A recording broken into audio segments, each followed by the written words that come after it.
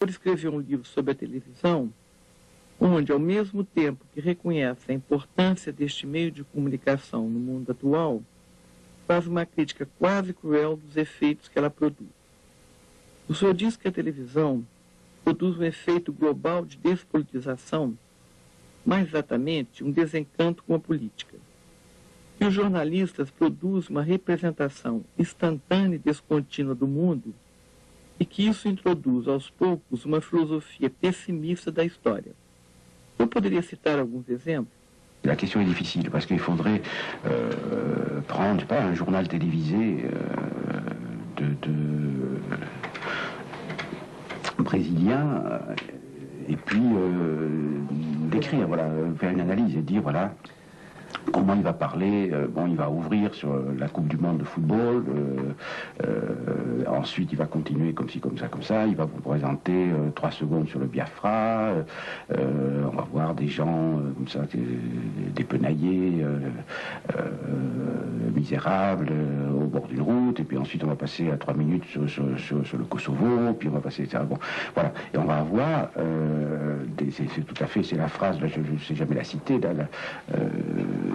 la phrase célèbre de Shakespeare, une histoire de fou racontée par un idiot, quoi. Je sais pas, c'est-à-dire on va avoir une série d'événements sans lien entre eux, sans logique interne. On ne sait pas d'où ça vient, on ne sait pas où ça va. Alors une des choses très très importantes, je pense, pour les médias, c'est que sauf les médias cultivés, et encore, ils sont atemporels, c'est-à-dire anhistoriques. On vous donne des nouvelles, et les nouvelles doivent être nouvelles, elles doivent être aussi fraîches que possible. Enfin, c'est comme le poisson, il faut que ce soit tout frais, bon, plus frais que celui du concurrent. Bon, hein, ouais, bon. Et bon, donc il n'est pas question de faire des rétrospectives, de rattacher. Alors très souvent, bon, ce qui se passe, voilà, ça rejoint ce qu'on dit tout à l'heure. C'est là qu'il faudrait faire de la globalisation. Hein. C'est là qu'il faudrait dire, mais voyez ce qui se passe aujourd'hui dans telle mine de plomb de Bolivie a un rapport avec, je sais pas, l'accord Mercosur, ou avec l'ALENA, ou avec la visite au Brésil du président américain, ou avec, ben voilà, il faudrait mettre en relation. Il faudrait établir... Bon, alors, si un journaliste faisait ça, il fait de la politique. Il fait de la politique. Comment? Il prend position, il doit montrer des images, et rien que des images, hein, et puis découper aussi près que possible. Alors, bon, tout le monde sait ça, c'est banal, ça a été dit depuis toujours, que les images, ça se manipule, par exemple, le fait, enfin, c'est cadré d'une certaine façon, c'est bon, j'ai même pas besoin de dire ça.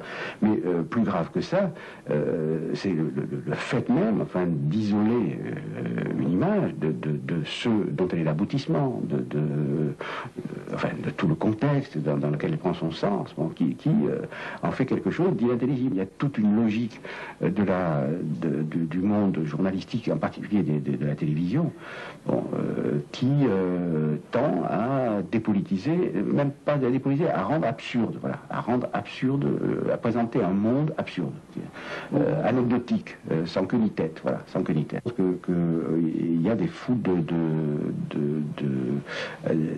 choses qu'on ne peut pas en état actuel étudier, c'est-à-dire quel effet produit sur la conscience des gens, la guerre du Golfe vue à la télé, bon, voilà, qu'est-ce que ça fait, je ne sais pas. Alors ce que je disais tout à l'heure, ça je sais que c'est vrai, parce que ça on le voit dans les entretiens, je pense que par exemple un certain dégoût de la politique, enfin, une sorte de... Bon, tient à l'effet que produit la télé, en particulier le monde politique vu par la télé, bon, où le monde politique réduit à des petites phrases, à des petits trucs,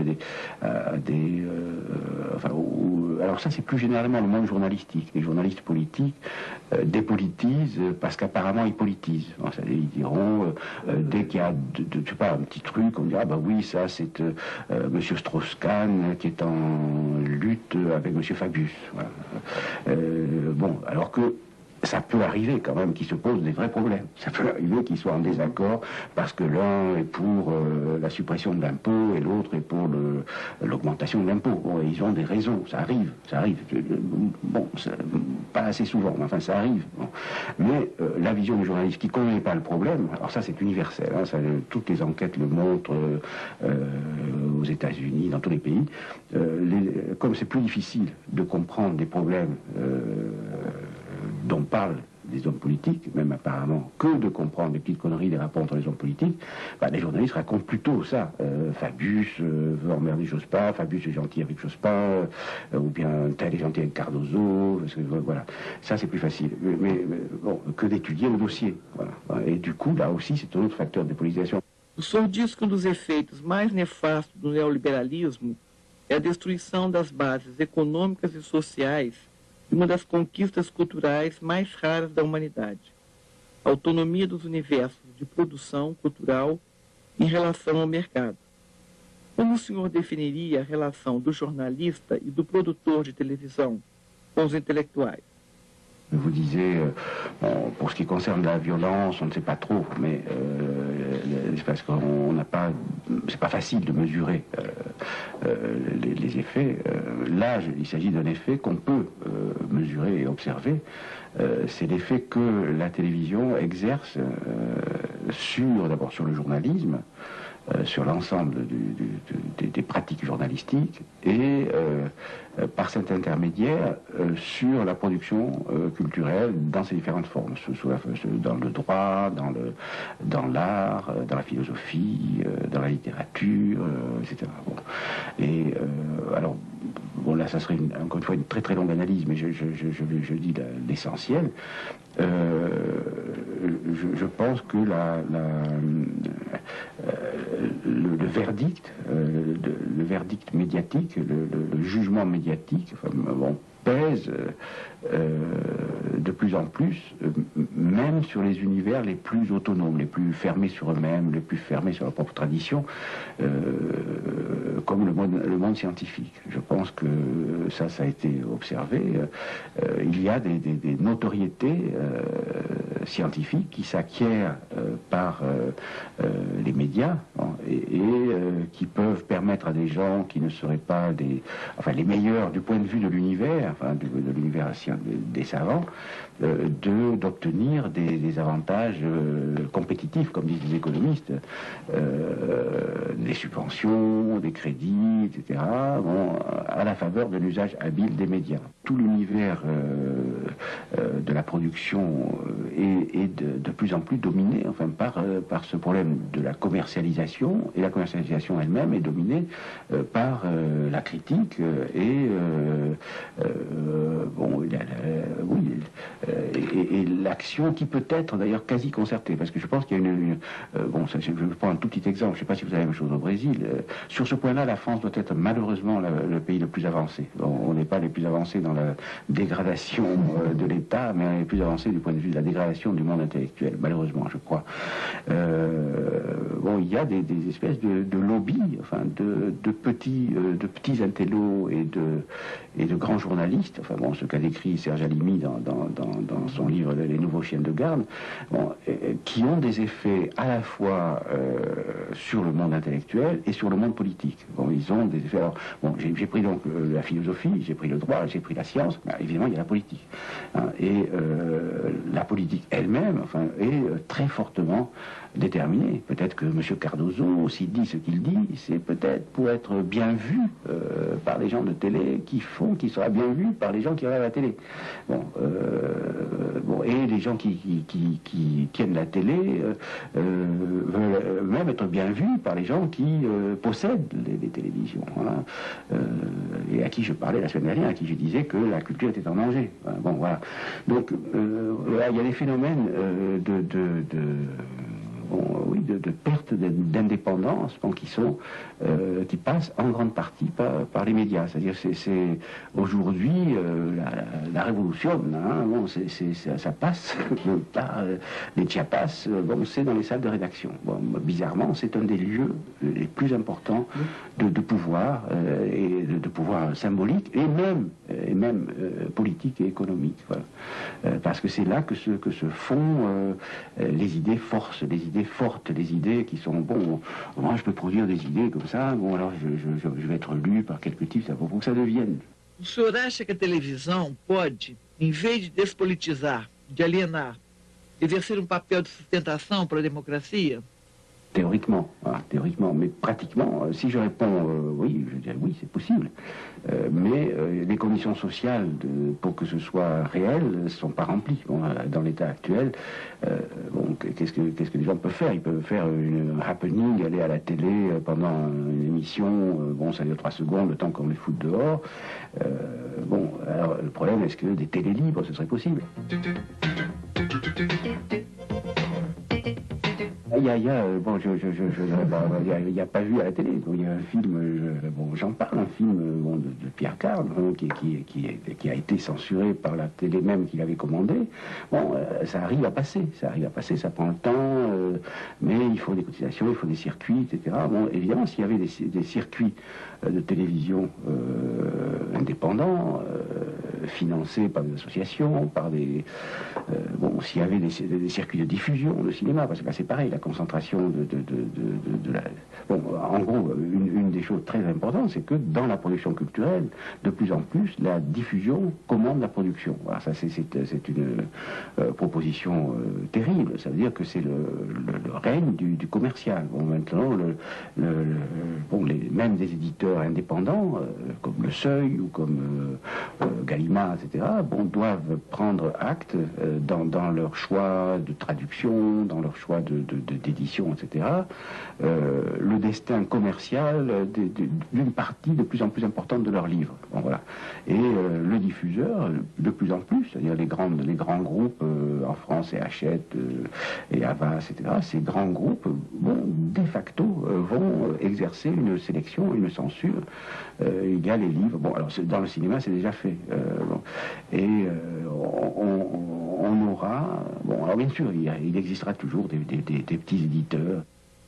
Vou colocar a pergunta de outra maneira.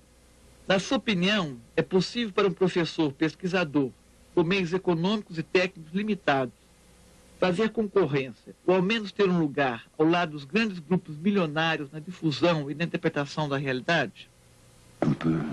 Il faut toujours essayer. Voilà. Moi, je pense que c'est dans ces rapports de force très inégaux, bon, il faut saisir toutes les occasions. Voilà. Et en fait, il y a dans les économistes parlent de niche.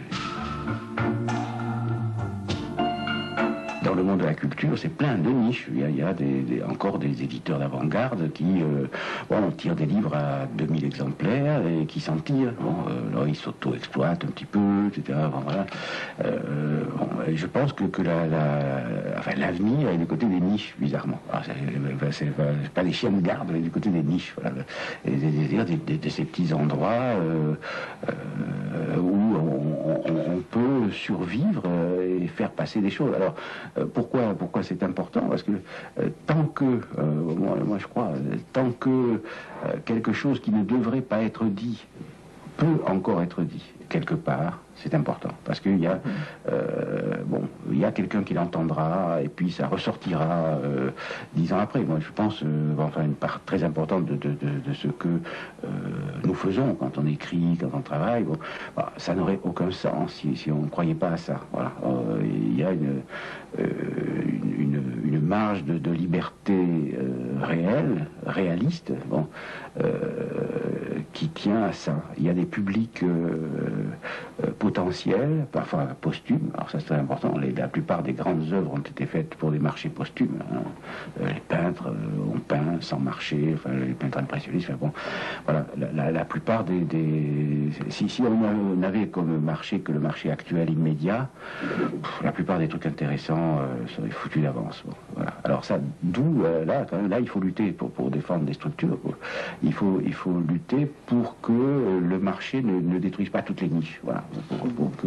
et qu'il y ait de la place pour du marché ultérieur. Alors le système scolaire est encore, bon, malgré la concurrence du privé, bon, c'est quand même une des niches possibles, c'est-à-dire à la fois du dévouement, des gens qui croient, il y a encore des ressources, pas très grandes, mais voilà. Bon. Et moi, je peux dire, par exemple, tout ce que j'ai fait toute ma vie, c'est ça. Par exemple, on fait une revue sans subvention, bon, qui repose sur le fait que des gens qui ne sont pas payés pour ça font ce travail, se dévouent. Voilà, le fait que...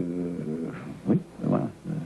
Une part énorme des choses bien qui se font sont hors marché. Voilà, hors marché. Mais bon, le problème est combien de temps on arrivera à produire des gens qui travaillent sans marché, qui y croient assez pour travailler sans marché. Ça, c'est un des grands problèmes. Voilà. C'est pour ça que moi, je ne veux pas faire le prophète exemplaire. Bon, quand je dis je fais des trucs pour les jeunes, je pense que ma fonction principale, c'est de leur faire voir qu'on peut encore faire des trucs, quoi, et que leur folie d'ado ne sont pas absurdes. Voilà. Voilà, que même à mon âge avancé, j'ai encore des folies d'ado.